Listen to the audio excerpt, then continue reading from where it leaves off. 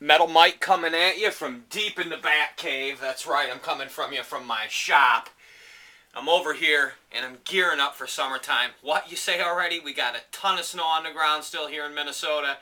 We've been just getting pounded, but it's bitter cold today. I think we got a high of 27, but it feels like right now it's like about 19 degrees out, and that's probably about right. I think the high today was 27. So here's what I've been up to. Now, of course, I shot a video yesterday, and what I've been doing with I'm really excited about this new lot junk drawer thing I'm doing with getting rid of all my real smalls that are miscellaneous, not my high-end smalls, mind you. Maybe a few sprinkled in that we'll never find out, and I think that's the luck of the draw for the buyer. If they find something in the huge lot of junk drawer smalls that I sell on eBay, using the keyword steampunk, junk drawer, vintage, antique, whatever falls into that's in that lot. And like I said yesterday, if there's a fountain pen in there, that's really relevant to the listing. You want to have that up in the title. You want to have anything. If there's a war medal, a coin, you want to get those main things in the listing so you can pull those collectors in.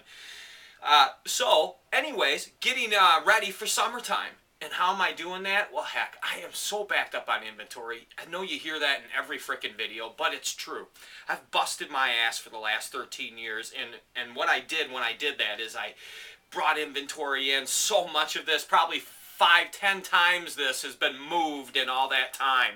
But what I did is I tried to save the better things over the years and stash them away. And some of the not so better things. And I just, when I got the home here a few years ago, about 3 years ago I think I'm going on right now, I really started to break it down. The things that were really kind of just crap, I was shaking loose. I've done that at flea markets. I've damn near given stuff away and given stuff away even. Craigslist, eBay, this and that. But now I've got it pretty fine-tuned. I'd say half of this inventory probably isn't such high-end, is more flea market stuff, or kind of something that I have to run the dirt, simply meaning I've got to get it on Craigslist, I've got to get it on eBay and find out the true value of it, if there's any value at all in it. And if not, we blow it out at the flea market or the garage sale. So, that all being said and done, I've finally got the shop here somewhat organized, almost leveled out. I brought the van into the garage shop. And what I got going here is I've just been fine-tuning it by emptying the van out, bone dry. What I did is I just emptied it out. Yes, it's the old van that overheated, and we're vacuuming it, and we're cleaning it, and we're gearing up. And what I did is I went out and I bought tubs. Now, you guys probably can't see this, but I bought 18-gallon tubs. The ones that I store here in the house, I use 14 gallons because they're smaller, and they can stack higher, and they don't weigh down so much. But I thought, for the flea market, I wanted to come up with a system, and that's what I've done. And what is that system, mind you? Okay, so at this point, I've got a large van, so I've got 12 tubs, which I've stacked up. Let's see if we can get you some kind of shot. It's just so dark sometimes, you can't really get the shots you need to see. Now, behind all this pile of junk in here, which is pretty nicely piled up, I've got 12 18-gallon tubs stacked 3 tall. And then what I did is I ran bungee cords straight across twice. Now that will hold it from sliding forward or backwards. And then basically from about where that basket is, there's an old case. This is pretty much really empty stuff and some pictures I've got in boxes yet. I tried to get everything out of the wood boxes and cardboard boxes and got rid of that and compacted it into the tubs. And that way, now what I want to do is, so I've got 12 tubs. I'll probably move it up to... maybe I could add, 6 more tubs, and we'd have 18 tubs total. And then what I'll do is I'll take that stuff to the flea market, empty it out, and we're going to clean this out. So, that's my baby monitor running low on its battery. We've got 12 tubs in there filled up. Now, my plan is to get 5 to 8 conference tables. Now, how the heck am I going to fit this in here? Well, I'm not. I'm going to sell this stuff right here in front early on in the flea market, blow that out and get it down to just the tubs or maybe something special. Then I can drop the tubs down too high, and then I can stack the conference tables on top of it. Why do I want 5 conference tables to 8 conference tables? Because I'm going to put I have a very long van. Look at this. This is a beast. So what I'm going to do is basically form a ring around it and be able to put the tubs up behind the tables, and then empty the contents onto the tables and display as nicely as I can. Now, hopefully I can get this shot for you. I'm just going to keep talking while I walk around to the back of it and see if I can make this shot here. Okay, so that being said, we've got 12 tubs. Let's say that's where we end it at. That's where we end it right now. We don't go any more tubs. I still have space in my van. Let's walk down there and take a peek again. Back and forth, right? That's how I am. Unscripted. That's probably the problem with being unscripted, is you bounce around from topic to topic and don't stay on. But I think in the end, I get it said. So, look at this space now. If you look, I've got this all cleaned out here. I still have a pretty decent pocket for early spring garage sale hitting. So that means I can still drive the van around. I'll have it all bungeed in tight so it can't move around on me. And I still got a pretty chunk of space here. If you look, I'm trying to get a nice shot there for you. There's very little light. I'm sorry about that. But, so, got a little space so I can still do some picking with the van. Now, mind you, I still have this area here, because I take the kids usually with me back in here. So I've got a bench seat back there that holds 3. And I have the front. Now, the bench seat will fold down flat if I needed it, if I found something. I could maneuver it down and I could fit another. It's almost like having a full van empty with those 2 compartments there. So, that's what I'm gearing up for. I'm gearing up for summertime. I really want to move my inventory. I want to get this garage really damn near. I've got a center table full right here. I want it emptied out. I basically want to have alongside the wall. It's not a huge garage, but I think once I get it to that level, I can really make this my main workshop. And I'm going to upgrade my inventory at that point with the money that I make this summer, and I'm going to blow this stuff out. Backed up. I must have 300-400 tubs here that have to be gone through. Tons of littles and smalls.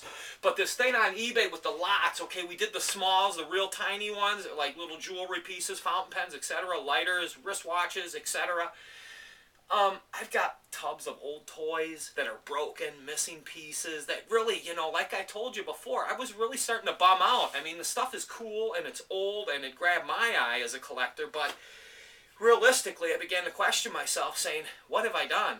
This is crap. I'm never going to be able to get a quarter for this. Well, in these lots, I can put these large lots of broken and okay pieces together and sell them on eBay.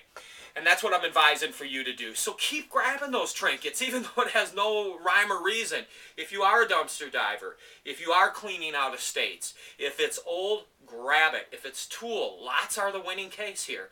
And then, like I said, once you've run it through the flea market and you can't move it out, it's garbage. You know, just move it out one way or another. Sell it for what you can get for it. But basically, what was I really trying to say there before I lost myself? Is when I run it through eBay, then really I feel safe letting it go for whatever I can get it, because I truly believe that eBay is the key to the market. That's going to get you your top dollar. And remember, if you start things at a high price, I'm going to keep repeating myself. If you start things at a high price, it does keep sellers away. I've noticed that. You have to gamble. You have to roll the dice. Now, if you got a lot into a piece, you're not going to do that. But if you have 0 to nothing into it, roll the dice.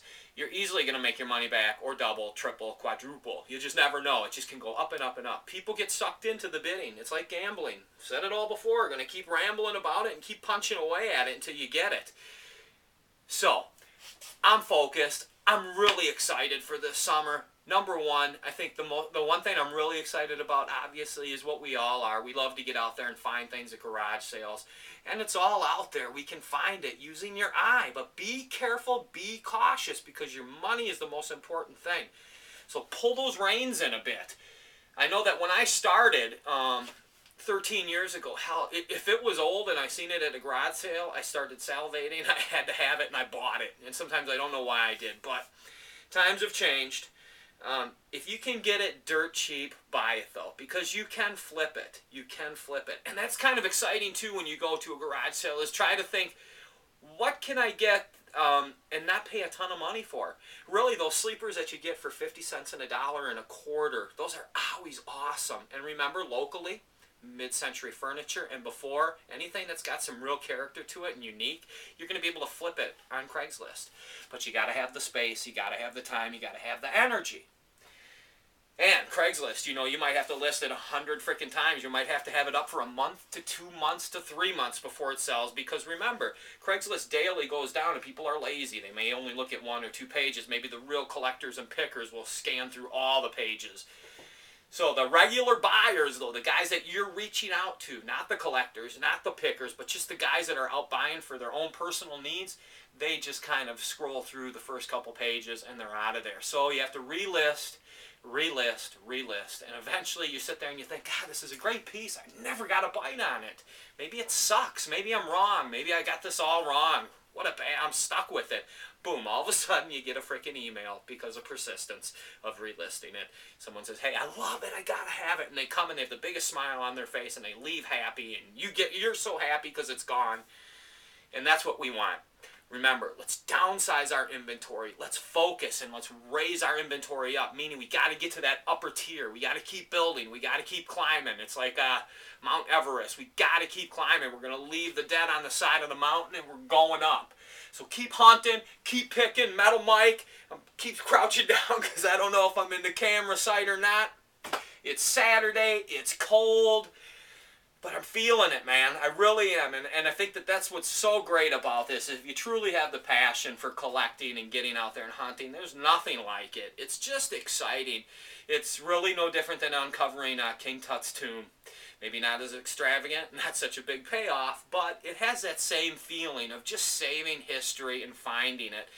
And it's not all about making money, even though that's what keeps the machine oiled, and obviously that's why we do this, is to put food on the table. But if you really are into it for the right reasons, and you have that passion for it as well, that is just as much fun. And you can't get away from the kid inside of you.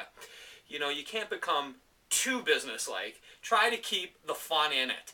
Try not to get angry at the things that you've missed, that you lost out on. It means that, all that means, I just read in a book, which was a really good tip, if you just miss a piece, like you show up to a garage sale and you see a guy carrying away a piece, who hasn't had that happen? That's the worst. You get so bummed out.